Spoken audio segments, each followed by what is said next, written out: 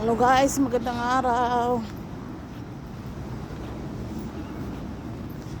May ipapakita ako sa inyo ang galing-galing na nag-ukit dito sa may park sa amin.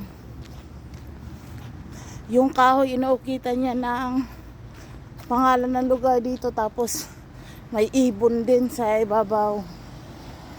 Ang ganda. Naisip ko nga, kung wala kang talent na gano'n, hindi mo magagawa basta-basta to. Kasi talagang ma-amaze ka sa gumagawa nito. Tapos ang ginagamit niya dito, chinsaw, yung pamputo lang ng kahoy. Napakaganda, mahusay. Ito guys, oh, kapit na ako. Ayan. Ito siya. Dati ano yan, kahoy na malaking puno. Para siyang ganito, kalaki. Tapos pinutol, kasi siguro pinapaputol ng community at sagabal dito.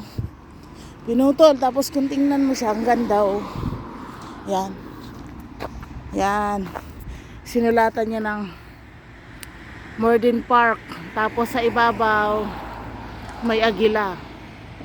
O, diba ang galing?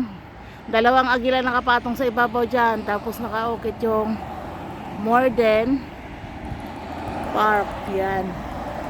Tapos dito sa may gilid, nilalagyan niya ng ito, hindi ko alam kung anong dahon ata ito. Parang dahon siya ng maple leaf.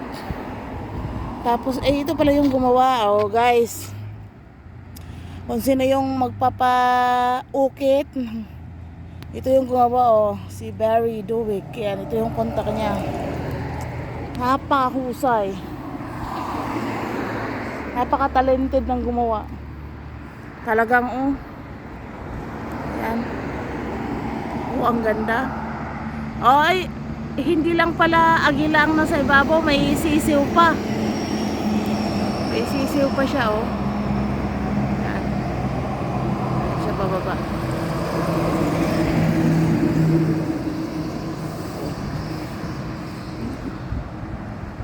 Yan.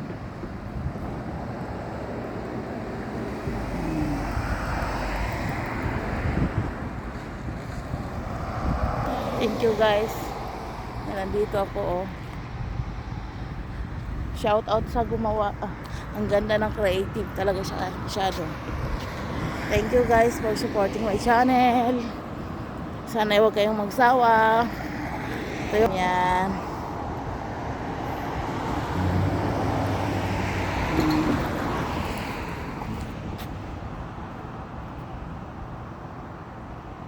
Siya. Okay, thank you very much. Bye-bye. God bless.